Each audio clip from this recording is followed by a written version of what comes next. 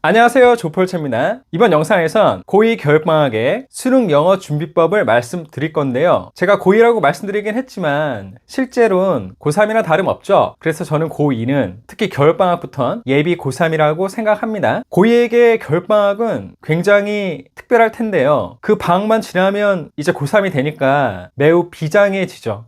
비장해지죠. 저는 바람직하다고 생각해요. 그런데 막상 겨울방학 시작하면요, 무엇을 어떻게 공부해야 될지 모르는 경우가 종종 있더라고요. 그 이유 중 하나가 EBS 연계 교재가 1월 하순에 나오기 때문인데요. 자, 겨울방학이 시작한 날로부터 EBS 연계 교재가 나오는 1월 하순까지 그 비어있는 시간 동안 뭘 어떻게 해야 될지 모르는 게 한편으론 이해는 돼요. 그러면 그 기간 동안 어떻게 공부를 해야 될지 제가 수능 영어에 맞춰서 말씀드리겠습니다. 크게 두 가지가 있는데요. 그 중 하나는 바로 기출문제를 풀고 정리하는 겁니다. 풀어야 될 기출문제는요, 간단해요. 3개인데 가장 최근에 6월 모의고사, 9월 모의고사, 수능 이 3가지를 푸시면 돼요. 근데 그냥 풀기만 하지 마시고요, 풀었으면 정리를 완벽하게 하셔서 소화를 완벽하게 하셔야 됩니다. 나의 걸로 만들라는 거죠. 그러면 어떻게 정리하고 소화를 하냐면, 일단 모르는 어휘는 다 정리해서 꾸준히 살펴보도록 하시고요. 어려운 문장은 모두 정리해서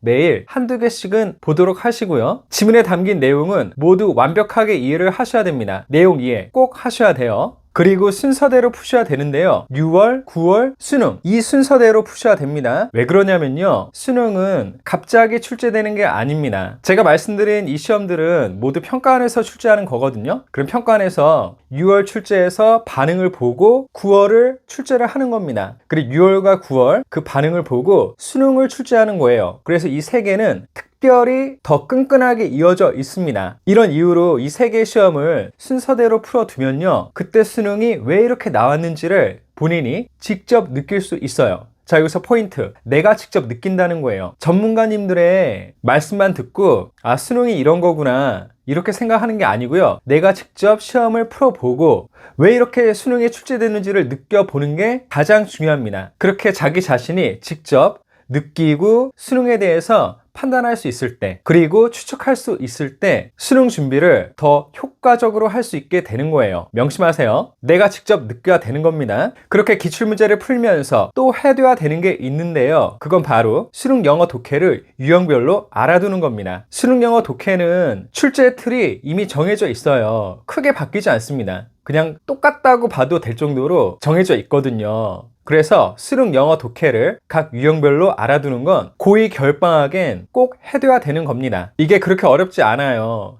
제가 책으로 유형별로 정리를 해놨고요. 이 책으로 공부하면 단 5일 만에도 끝낼 수 있어요. 참고해 보시고요. 이렇게 고2 겨울방학 수능 영어 준비에 대해 살펴봤는데요, 크게 2개가 있었죠. 첫째는 기출문제를 풀고 정리하는 거, 둘째는 수능 영어 독해를 유형별로 알아두는 겁니다. 이 2개를 겨울방학 동안에 충실히 수행하셔서 수능 영어에서 바라는 결실을 뵙길 바랍니다. 계속 응원할게요. 화이팅! 더 좋은 수업, 더 좋은 세상. 언어를 넘은 치유. 이 꿈에 함께 하셔서 감사드립니다. 그럼 행복하세요. 다음에 또 만나요.